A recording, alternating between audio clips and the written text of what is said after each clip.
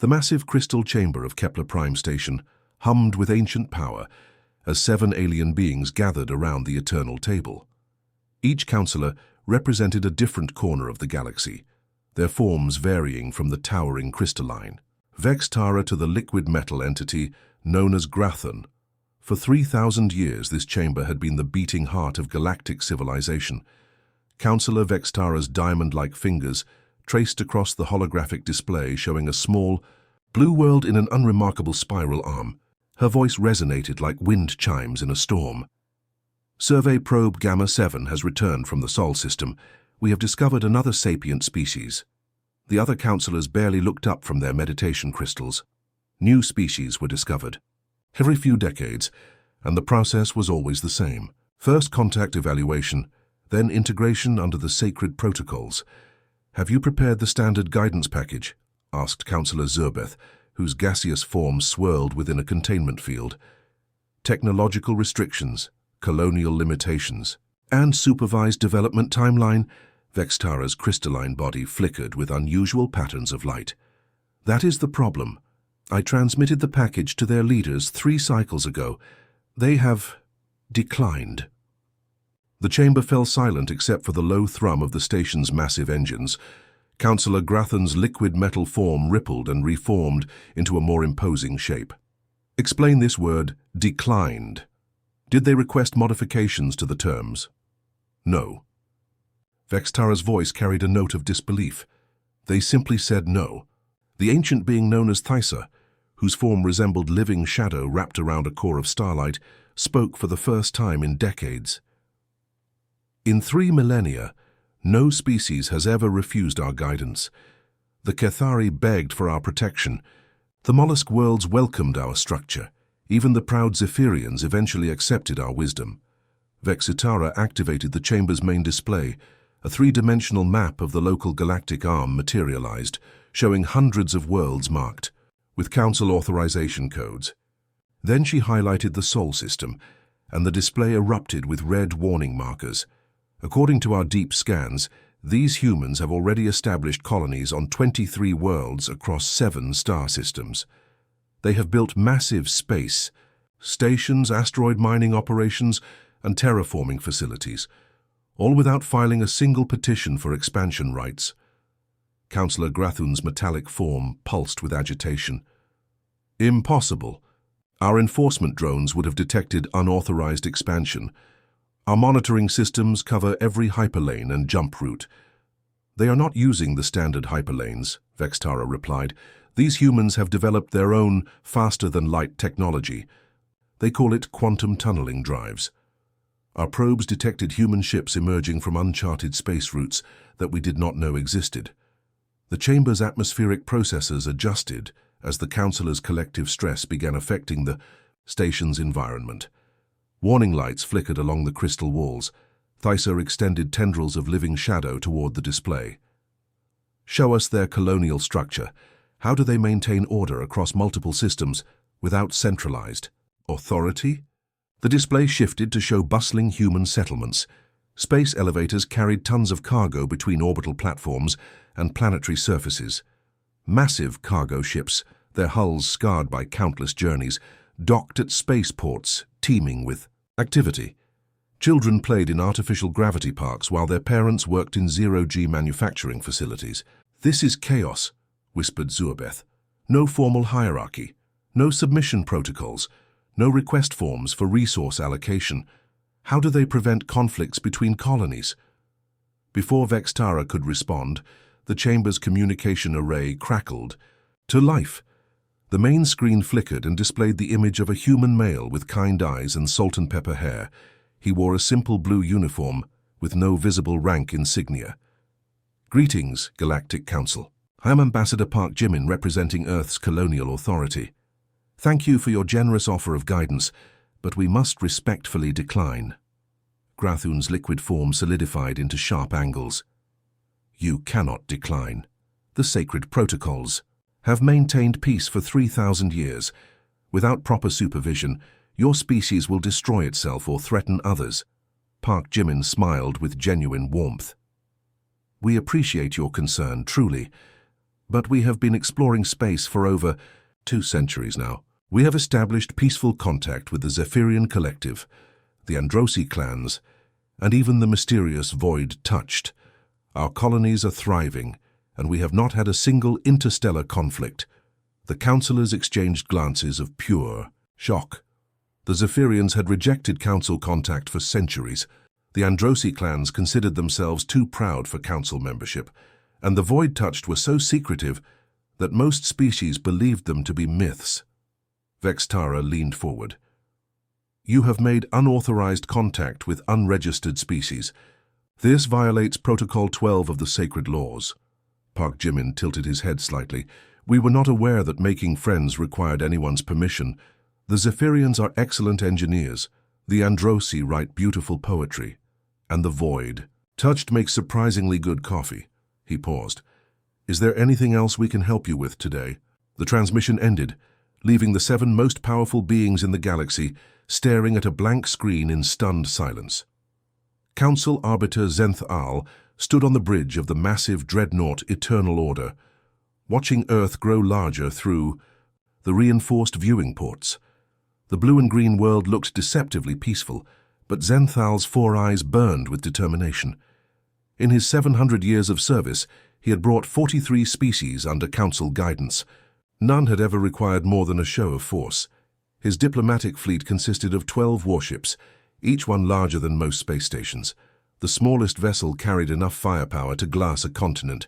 Surely these primitive humans would understand reason when faced with such overwhelming might. Arbiter, clicked his aide, a spider-like Cathari whose 8 legs danced across the control console. We are receiving a transmission from Luna Station. They are inviting us to dock. Zenthal's mandibles spread in what other species might mistake for a smile. Excellent. Fear has made them sensible. Prepare the occupation protocols. But as the Eternal Order approached Luna Station, Zenthal felt his confidence waver. The human orbital facility was massive, easily twice the size of Council standard stations. Hundreds of ships moved in organized chaos around the structure. Cargo vessels the size of buildings hauled asteroids toward processing bays. Sleek passenger liners arrived and departed every few minutes, their hulls gleaming with fresh paint and adventure. Most shocking of all were the alien ships. Zenthal recognized the crystalline form of a Zephyrian science vessel, its facetted hull reflecting Earth's sunlight like a prism. 3 Androsi war barges hung in formation, their red hulls decorated with intricate poetry written in flowing script. And there, almost invisible against the black of space, floated a void-touched ship that seemed to absorb light rather than reflect it. This is impossible, Zenthal muttered. The Zephyrians have refused council contact for 8 centuries. The Androsi consider themselves too proud for diplomacy, and the void-touched are barely more than legends. His communications officer's tentacles trembled with nervousness. Arbiter, Luna Station is requesting our preferred docking bay size and asking if we need atmospheric adjustments for the meeting. They say Ambassador Kim Sora is looking forward to our visit. Zenthal's certainty cracked like ice under pressure. This was not how first contact with primitive species was supposed to proceed. Where were the desperate pleas for mercy? The offers of unconditional surrender? The terrified worship of council? Superiority? Luna Station's docking bay easily accommodated the Eternal Order, though Zenthal noticed it was clearly designed to handle ships even larger than his flagship. Automated systems guided them to a berth with mechanical precision. That impressed even his veteran crew. Ambassador Kim Sora met them at the airlock, and Zenthal's confusion deepened. She was a small human female with laugh lines around her eyes and calloused hands that spoke of manual labor. Her simple grey uniform bore no ceremonial decorations or symbols of rank. She looked like a worker, not a diplomat. Welcome to Luna. Station Arbiter Zenthal, she said with genuine warmth. I hope your journey was comfortable. Can I offer you some refreshments? The observation lounge has a wonderful view of Earth. The observation lounge was nothing like council diplomatic chambers. Instead of formal seating arranged by species hierarchy, comfortable chairs clustered around low tables.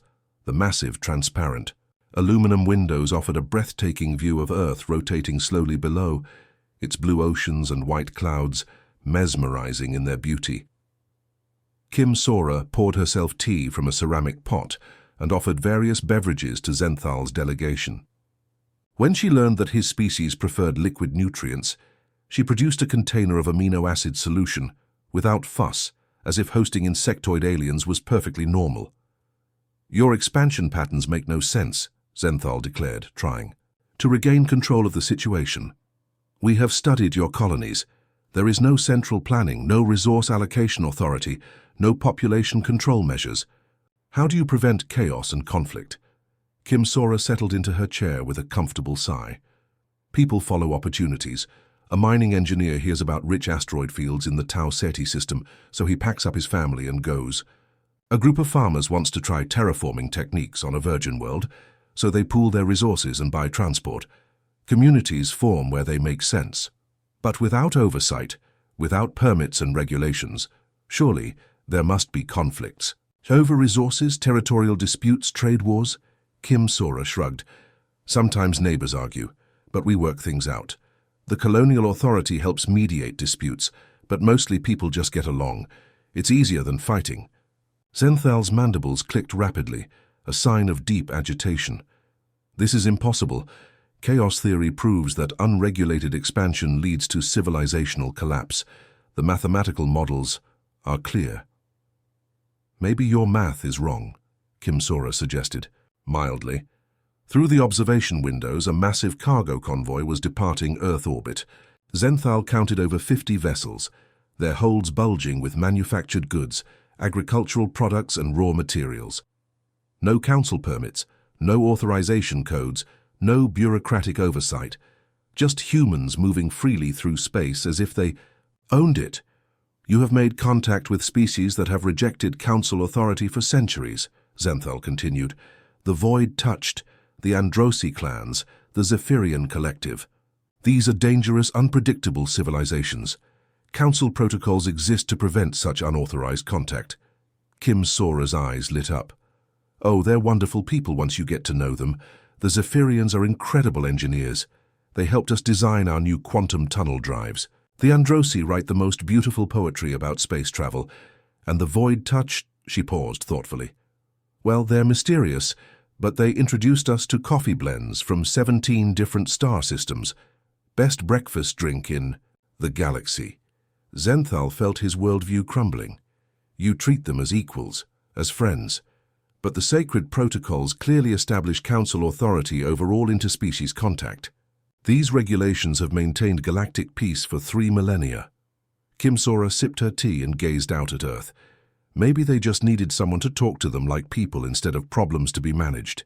The Zephyrians told us they got tired of council forms asking for their compliance status every few years. The Androsi said council diplomats kept trying to make them fill out poetry permits. And the Void Touched just laughed when I mentioned galactic regulations. The absurdity of it struck Zenthal like a meteor. Poetry permits, compliance status reports, regulations for making friends. For the first time in centuries, he wondered if the council had lost sight of what civilization actually meant. "So you must understand," he said desperately. "The sacred protocols exist to prevent chaos, war, and cosmic instability. Order requires authority. Progress requires guidance. You cannot simply do whatever you wish in the galaxy." Kim Sora sat down, her cup, and smiled with the patient kindness of someone explaining something obvious to a child. "Thank you for your concern, Arbiter, but we're doing quite well on our own." The Council's response came swift and merciless. Within 72 hours of Arbiter Zenthal's return, massive enforcement fleets deployed across every known hyperlane leading to human space. Protocol 7 had not been invoked in over 800 years, but the Council's patience had finally snapped. Councillor Vexitara's crystalline form pulsed with righteous anger as she addressed the emergency session. "These humans must learn that defiance has consequences. No trade, no technology transfers, no contact with any council-registered species. Complete isolation until they submit." Thousands of sleek enforcement drones spread across the galaxy like a metallic plague. Each drone was the size of a fighter craft, but packed with enough firepower to cripple a cargo hauler.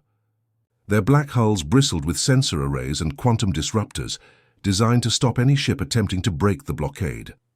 Captain Lee Min-ho was hauling agricultural equipment to the Zephyrian colonies when the blockade caught him. The Star.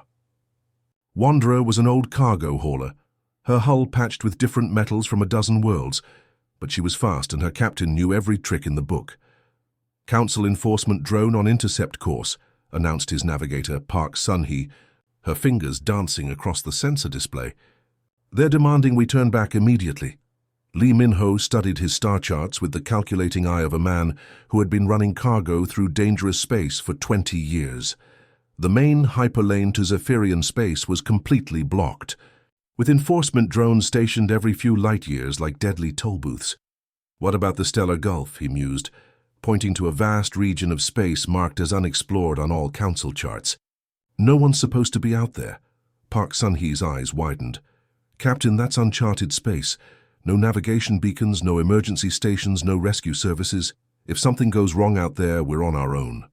Lee Min-ho grinned and fired up the Star Wanderer's quantum tunnel drive. Then it's a good thing humans are good at being on their own. The jump into the Stellar Gulf was like diving into an ocean of stars. Ancient red giants painted the void in bloody light, while newborn blue stars blazed like diamonds. The Star, Wanderer, navigated by gravitational sensors and pure instinct, following faint traces of processed metals that suggested someone had been mining in the region. After 3 days of careful exploration, they found it. Hidden in the shadow of a massive gas giant, a space station unlike anything in Council records sprawled across several asteroids. The structure was clearly built by multiple species working together. Crystalline Zephyrian architecture blended, with flowing Androsi metalwork and angular human engineering. "Unknown vessel, this is Haven Station," came a transmission in accented standard. "State your business in collective space. This is Captain Lee Min-ho of the merchant vessel Star Wanderer. We're carrying agricultural equipment for the Zephyrian colonies, but Council enforcement drones have blocked all the standard routes." A pause, then laughter echoed across the comm channel. "Council drones? Well, you've come to the right place, Captain. Request permission to dock at Bay 7. Captain Yun Nari met them at the airlock, and Lee Min-ho immediately knew he was looking at a kindred spirit. She had the weathered look of someone who had spent decades in space, her uniform a patchwork of different service insignia from at least 6 different worlds. "Welcome to the Outer Rim Collective," she said, gesturing to the bustling station around them. "We've been waiting a long time for someone like you to show up." The station was a revelation. Humans worked alongside Zephyrians, Androsi, and a dozen other species Lee Min-ho didn't recognize. Cargo bays hummed with activity as independent traders loaded and unloaded goods without a single council permit or inspection form in sight. "How long has this been here?" Lee Min-ho asked in amazement. Yun Nari led him to an observation deck overlooking the main trading floor. "About 60 years now. Started as a mining operation, but traders began using us as a way station. The Council never bothered mapping this region, so we've been able to operate freely." Below them, a massive Androsi poetry barge was being loaded with rare earth minerals, while its crew traded verses with human engineers. A Zephyrian science vessel shared technical data with a mixed-species research team, and in the corner a mysterious void-touched ship conducted business through intermediaries, as was their custom. "The Council doesn't control everything," Yun Nari continued. "They like to think they do, but the galaxy is vast and full of corners they've never explored. Your people showing up and standing up to them has given a lot of us hope that things might finally change." Meanwhile, back on Earth, Engineer Oh Tae-young was having the time of his life. The Council enforcement drone captured near Mars sat in pieces across his laboratory floor, its components spread out like the world's most dangerous jigsaw puzzle. "Fascinating," he muttered, examining a quantum disruptor array. "Their power. Coupling design is at least 2 centuries out of date, and this targeting system," he shook his head in disbelief. "My nephew could build better hardware in his garage." Within a week, Oh Tae-young had not only reverse-engineered the drone, but improved upon every major system. His modified design was faster, more efficient, and used 40% fewer rare materials. True to human nature, he immediately published, His findings on the open galactic network, complete with detailed blueprints and assembly instructions. The effect was explosive. Independent shipyards across human space began churning out improved versions of Council technology. Mining operations upgraded their equipment overnight. Colony defense forces found themselves with access to weapons and shields that surpassed anything in Council arsenals. But the real shock came when the Zephyrian Collective's High Crystal Council announced their formal alliance with humanity. The crystalline beings, who had maintained isolation for 8 centuries, declared their intention to share all technological knowledge with human colonies. "For the humans approach us as equals and friends," resonated the crystal chorus of their announcement. "They offer partnership without domination, trade without taxation, knowledge without restrictions. This is the way of true civilization." The Androsi clans followed within days, their war poets composing epic verses about humanity's courage in defying galactic tyranny. Even more shocking, 3 minor council member species quietly reached out to human colonies, asking about trade opportunities and cultural exchanges. On Kepler Prime Station, the council watched their carefully constructed order crumble like a house of cards in a hurricane. Species they had controlled for millennia were suddenly questioning basic assumptions about authority, permission, and freedom. Councillor Grathan's liquid metal form writhed with agitation. "The humans are spreading chaos across the galaxy. Our enforcement drones are being outgunned by modified technology. Independent systems are declaring neutrality. Even some of our own members are wavering." Vexitara's crystalline body flickered with dangerous light. "Then we must move to the final protocol. Ready the hegemonic fleet. If these humans will not accept guidance, they will face the full might of galactic civilization." In the depths of space, the most powerful war fleet ever assembled began to move toward a small blue world whose inhabitants had committed the ultimate crime. They had dared to be free without asking permission. The emergency session of the Galactic Council lasted 14 hours. For the first time in 3 millennia, every member species attended, their representatives filling the crystal chamber with worried chatter in dozens of languages. The holographic displays showed the same terrifying truth. Their galactic order was collapsing. Councillor Vextara's crystalline form blazed with desperate light as she addressed the assembly. 17 member species have declared neutrality, 23 have suspended tribute payments, the humans have corrupted everything. We built. Ancient Thysa, the shadow being who rarely spoke, extended tendrils of living darkness toward the strategic displays. The sacred protocols maintained peace for 3,000 years. Without them, we return to the chaos of the old wars.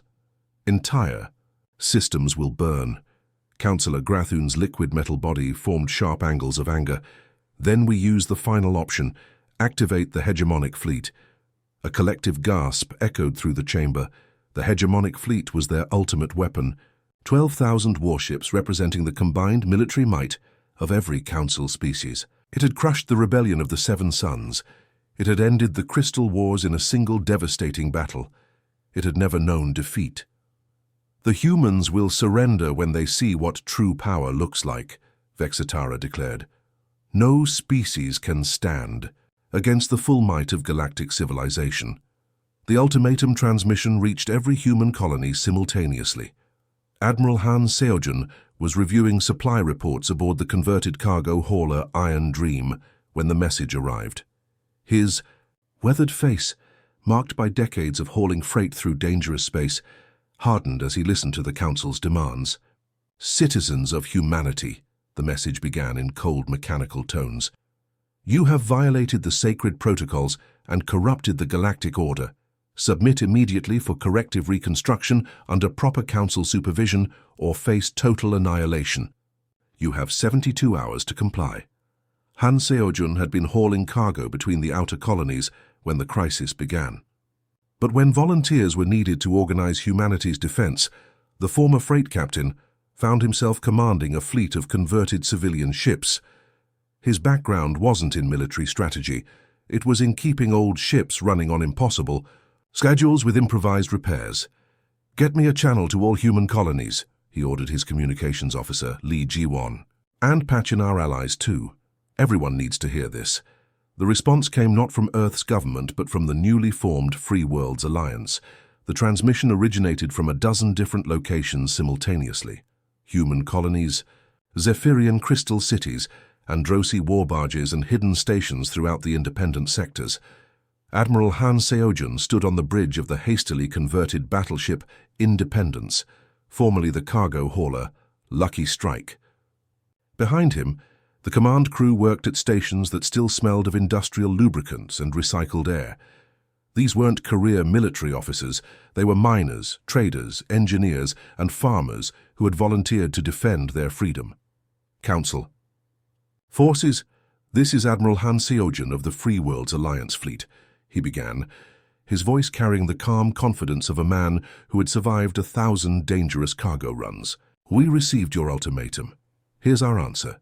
We didn't ask your permission to be free, and we're not asking your permission to stay that way." Through the viewports of the Independence, the Allied fleet stretched across space like a constellation of defiance. Human ships retrofitted with Zephyrian crystal shields glowed with rainbow light. Androsi war barges, their hulls decorated with poetry about freedom, bristled with plasma cannons. Mysterious void. Touched vessels flickered in and out of visibility. Their presence felt more than seen. The sight that would have terrified any other species filled Han Seojun with pride. These weren't professional warships built in government shipyards. They were converted mining platforms, upgraded cargo haulers, and civilian vessels turned into instruments of resistance. Every ship represented families who had chosen to risk everything rather than bow to tyranny. "All ships, this is Admiral Han," he continued, his voice reaching across the fleet. "Today we fight not just for humanity, but for every species that was told to stay small, stay quiet, and ask permission to exist. Freedom isn't something someone gives you, it's something you defend with your life." The hegemonic fleet emerged from hyperspace like a nightmare given form. 12,000 vessels in perfect formation, their black hulls gleaming with the technological superiority of 3 millennia of dominance. Massive dreadnoughts the size of space stations led wings of destroyers and cruisers, swarms of fighter. Craft moved between the capital ships like deadly insects. Supreme Commander Kethvor, a 10-foot-tall insectoid warrior whose species had served the Council for 2,000 years, surveyed the human fleet through his flagship's tactical displays. His four eyes gleamed with professional appreciation for a well-planned battle. "Interesting," he clicked to his staff. "They have perhaps 300 combat-capable vessels, primitive modifications to civilian craft. No unified command structure visible. This will be over within the hour." But as the hegemonic fleet moved into attack formation, something unusual began happening. The human fleet didn't retreat or surrender as expected. Instead, they began moving in patterns that defied every tactical manual ever written. Mining ships that should have been defenseless launched swarms of modified ore processing drones, each one now equipped with plasma cutters turned into weapons. Cargo haulers opened their massive holds to reveal fighter craft built from asteroid mining equipment. Even civilian passenger liners contributed, their emergency escape pods converted into one-way attack missiles guided by volunteer pilots. Captain Kim Dae-ho commanded the converted mining platform Asteroid Dancer, her hull reinforced with salvaged armor plating and bristling with industrial cutting lasers. His crew of former miners worked with the efficiency of people who had spent their lives making broken equipment work under impossible conditions. "Council ships incoming," reported his sensor officer, Oh Minji. 3 heavy cruisers moving to E. "Intercept." Kim Dae-ho smiled grimly. "Let's show them what asteroid miners can do when we're motivated. All stations, remember, we're not trying to win a pretty battle. We just need to prove that freedom is worth fighting for." The first shots of the Battle of Seoul lit up space like newborn stars. But this would not be the quick victory the Council expected. These humans and their allies were about to teach the galaxy's greatest military force a lesson about the power of people who refuse to kneel. Admiral Han Seojun watched the enemy fleet advance and spoke quietly into his communications. "Harry, all ships, this is it. Fight smart, fight hard, and fight for everyone who dreams of being free. The greatest battle in galactic history was about to begin. The Battle of Sol began at 347 hours Galactic Standard Time, when the first Council missiles screamed toward the human defensive line. What followed would be remembered as the day the galaxy changed forever. Supreme Commander Keithvor expected his opening barrage to shatter the ragtag human fleet within minutes. Instead, he watched in growing disbelief as converted cargo ships scattered like startled fish, their movements completely unpredictable. Where military doctrine demanded formation flying and coordinated responses, the humans simply did whatever worked. Captain Park Ji-soo commanded the New Horizon, a colony transport ship hastily converted into a carrier. Her hold was packed with mining drones, agricultural sprayers, and construction mechs, all modified into weapons of war by desperate engineers working around the clock.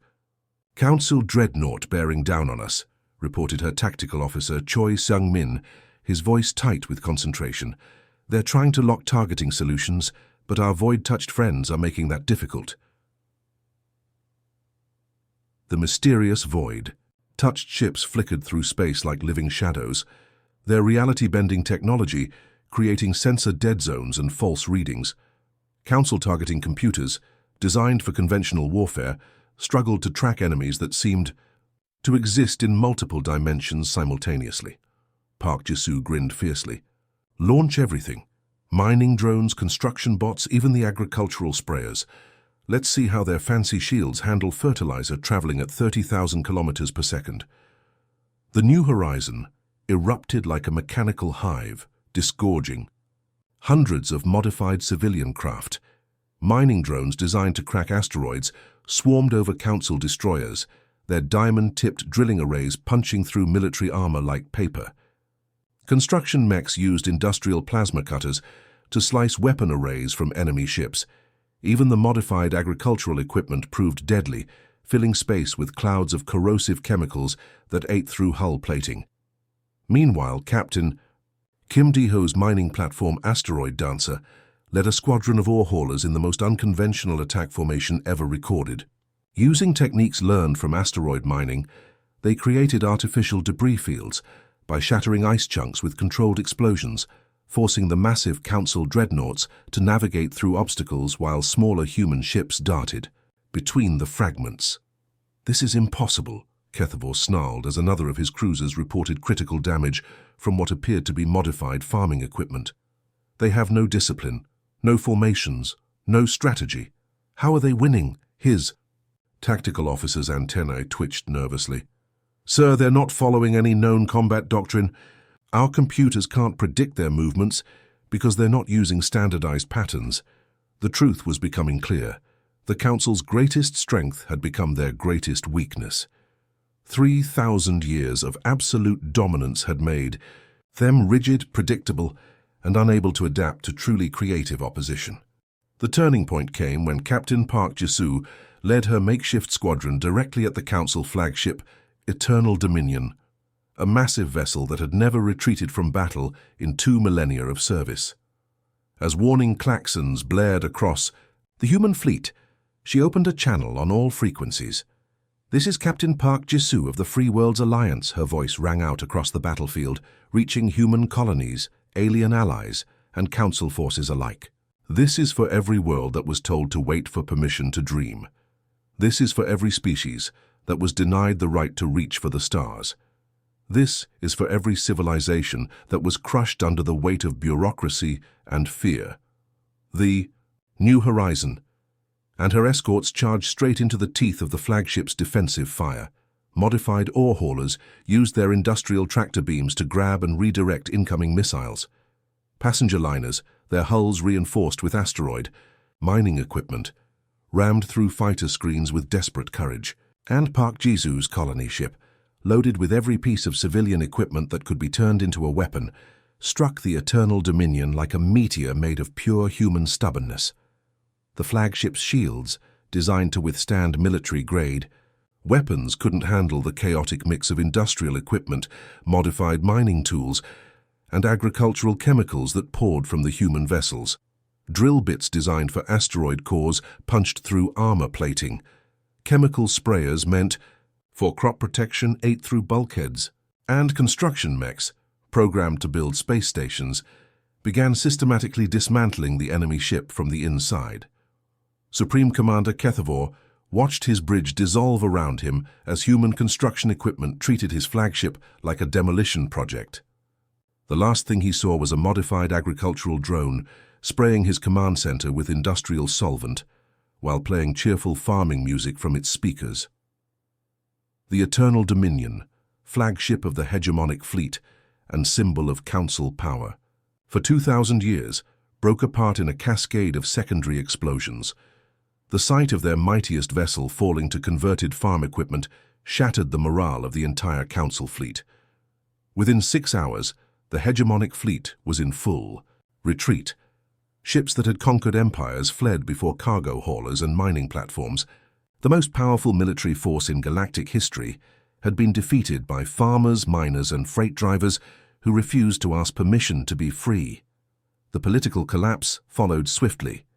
Within 6 months, the Galactic Council dissolved, as member species either joined the Free Worlds Alliance or declared complete independence. The sacred protocols, unchanged for 3 millennia, were abandoned overnight. The new accords that replaced them were revolutionary in their simplicity.